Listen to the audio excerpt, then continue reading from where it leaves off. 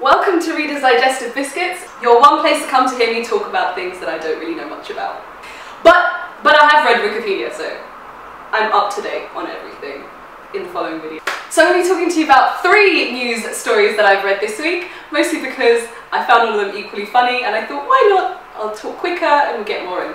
So the first one I'm going to be talking to you about is Florida, the big old US of A, and a Republican. I mean, all of these news stories start with a Republican. You don't really hear Democrats make mistakes or come off as racist, or it's usually the Republicans, and I kind of feel sorry for them. It's almost as though whenever they go to get people to sign up to be Republican, they're like, okay, let's make a list of things that you have to be crazy, kind of ignorant, and just stupid. And once all 3 are ticked, welcome.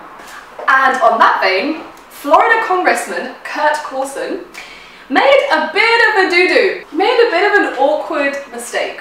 In a House Foreign Affairs Committee meeting, he mistook 2 US workers, 2 US members of the committee, for the Indian delegates.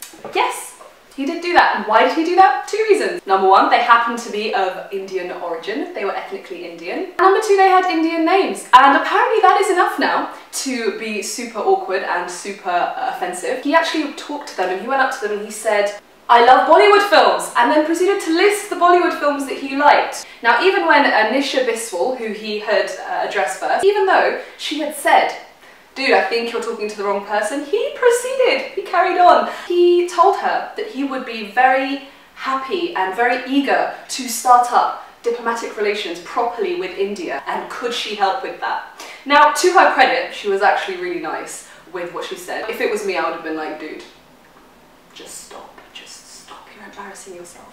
But no, she was quite nice, and she had said, let me read it out to you, "I think your question is to the Indian government, aka full stop talking. We certainly share your sentiment and we certainly will advocate that on behalf of the US. So, as a congressman, your job is to be inclusive, yes, and to make sure that you know what's going on, you know who your delegates are. You know, imagine if Mr. Coulson over here had walked into a committee meeting and mistook the Israeli Prime Minister for the representative for the Palestinian Authority. That would have caused a very, very awkward diplomatic issue. My recommendation to you, Mr. Republican Sir, is please read your briefings, read your memos, reread them, and if you need somebody to come in with you and translate them for you and make sure that you're kind of audience friendly, do that, but don't go out on your own. The second issue. Now, before I start this, I want to preface this by saying Eid Mubarak, happy Eid to all the Muslims watching this, all the Muslims not watching this, happy Eid to you anyway. And on this kind of vein, the Turkish Prime Minister also said a bit of a doo-doo. During Eid, his Eid speech, he said the following. Actually, I don't want to paraphrase, I'm just going to read it out to you. Not in Turkish, because I don't speak Turkish. He was talking about chastity as being important, not just for women, not just for men, but also for women. And he wrote, "A woman will know what is haram, which is not permissible in Islam, and not haram. She will not laugh out loud in public. She will not be inviting in her attitudes and will protect her chasteness." Sorry, I just want to... She will not laugh out loud in public. Mr. Turkish Deputy Prime Minister, sir, you're telling me that the entire population of Turkish women should not laugh in public because that is inviting to men. Just want to get that clear. And then he continued that with a little bit of mocking, a little bit of casual sexism here. "Women give each other meal recipes while speaking on the mobile phone. What else is going on? What happened to Asa's daughter? When is the wedding? Talk about this face to face." So I'm kind of confused here because he's making some connections. First he's saying women shouldn't laugh in public. Okay, fair enough, because it invites men, of course. Then he's saying, he's making the assumption that all women, all Turkish women, can cook. Okay, so not only can all Turkish women cook, but they spend all of their time speaking about cooking. Okay. and then that's funny, and then they shouldn't laugh about that. I'm really confused with the connection here. Number one, look at your country. Last year there's a bunch of protests, there's a bunch of people going out and protesting against your government. This year, as early as March, there's been more protests about the corrupt nature of your government. You need things to laugh about. You need things to smile about. You need the tinkling laughter of women resounding in your ears in order for your country to survive. Now, this is for you, Mr. Deputy Prime Minister of Turkey, sir. I am going to smile. This is for you. See, I even did a wink there. Slightly inviting, but you know, I'm not going to go with it. I'm from the West. So I'm going to do another smile. I'm going to do a selfie now, just because. Actually, what the Turkish women did was they posted selfies. They posted selfies online.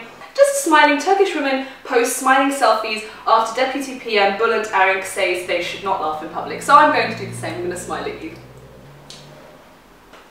That was my laugh, see what I did there? You need to get your priorities in order, Mr. Deputy Prime Minister, sir. Chastity is not about whether you can laugh in public or not as a woman. The other thing is, what about the behaviour of men? If you're giving a speech on Eid about the behaviour of women and the fact that they need to be chaste, pure individuals, you need to do the same thing about men. And the other thing is, even if laughs are inviting, even if women's tinkling sweet laughter is inviting to men, men can say no.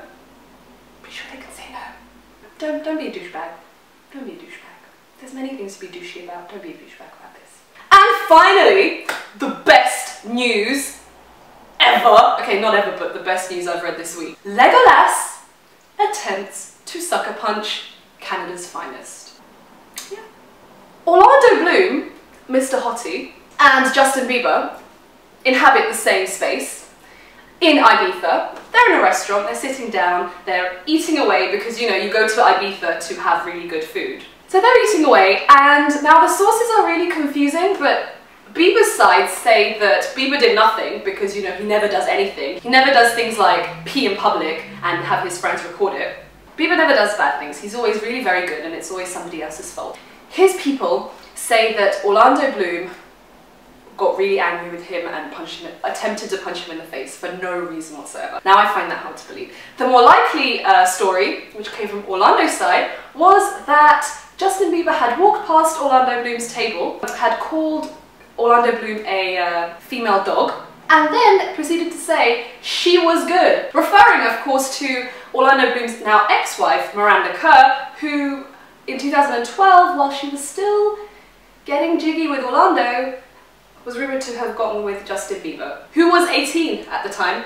She was in her mid-30s, so high five Justin Bieber. So just kind of picture this. Justin Bieber's walking by, he's like, she was good, man. And then Orlando Bloom's sitting there like, I don't care. See what I did, see what I did, I made a joke. I did that. And then he got up, chairs flying away, and tried to hit Justin Bieber. Now, while I think Justin Bieber is a little shit, Orlando Bloom, have some class. You're in Lord of the Rings. You made elves hot and mainstream. Come on. You need to have some self-respect, dude.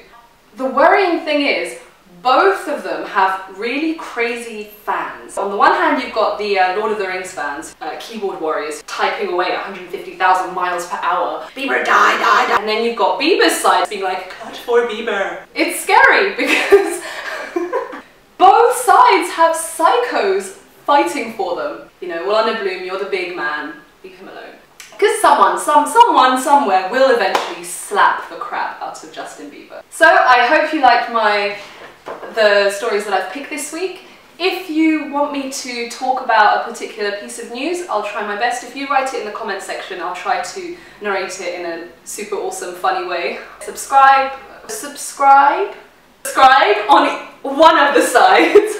So tell me if you like it, if you don't like it. But thank you for watching. Bye. Bye.